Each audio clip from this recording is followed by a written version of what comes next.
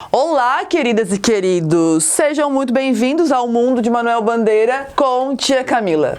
É o seguinte, vamos conhecer um pouquinho um poeta que chama Manuel Bandeira e que se destaca muito por ser um poeta modernista. A gente tem que entender algumas coisas, porque o Bandeira viveu 80 e poucos anos, então a gente não consegue dizer assim, não, ele é só modernista. Ele tem muitas características que vão diferenciar ao longo do tempo. A primeira delas é o lançamento do primeiro livro do Bandeira, que chama A Cinza das Horas. Esse livro é um livro nada modernista. Ele vai escrever essa obra com bastante características parnasianas, quer dizer, rimas rígidas, estruturas fixas, temáticas ditas universais, bastante melancolia e tudo mais. Isso é uma característica desse primeiro livro do Bandeira. Por quê? O Bandeira descobre muito cedo uma doença pulmonar que promete matá-lo muito rápido.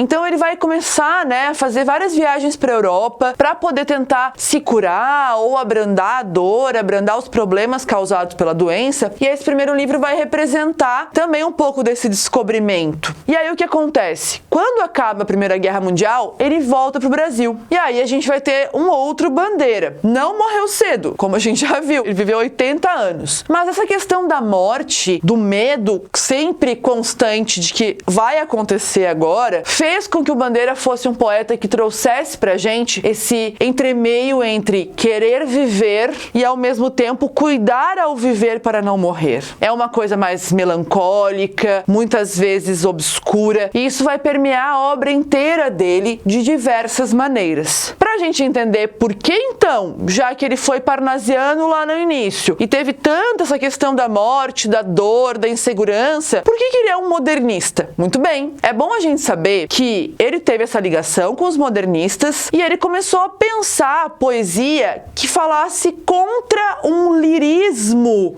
que era um lirismo funcionário público. Quer dizer, nesse poema que eu acabei de falar, do lirismo do funcionário público, que chama Poética, ele vai falar que ele está exausto do lirismo tradicional, desse lirismo que bate ponto, quer dizer, que faz sempre a mesma coisa. Então ele quer essa questão da ruptura, ele sente essa necessidade da ruptura.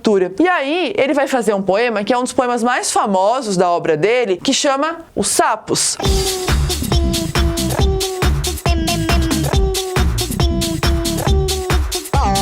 E isso vai caracterizá-lo, então, como um modernista. Os Sapos vai ser lido pelo Menotti Del Picchia, outro poeta, na Semana de Arte Moderna. E esse poema, Os Sapos, ele serve para criticar os parnasianos. Quer dizer, não serve mais parnasianismo. Agora a gente precisa revolucionar as coisas. E o Manuel Bandeira, então, vai entrar nessa construção do modernismo brasileiro. Então, os sapos, que ele vai chamar os parnasianos de sapo, dizer que eles coacham demais e falam quase nada, Fala, não diz nada. E ele vai, usando os sapos, ele vai começar a fazer também outros tipos de poema que criticam o passado, como é o caso de Poética, e vai começar a falar sobre a cultura brasileira, Mas não aquela coisa de panfletar a cultura brasileira, mas de mostrar como ela acontece nos seus cotidianos. Tanto que a gente tem Carnaval, por exemplo, que ele fala desse movimento das pessoas na rua, vivendo, existindo na alegria, assim. A gente tem essa coisa dele começar a falar um pouco sobre esses costumes do Brasil, sobre a nossa urbanidade, o nosso cotidiano. E aí, ao longo do processo de vida, a gente vai começar a ver também ele falar sobre o amor, sobre um amor que nem sempre é um amor espiritual. Pelo contrário, o Manuel Bandeira fala muito sobre um amor mais carnal.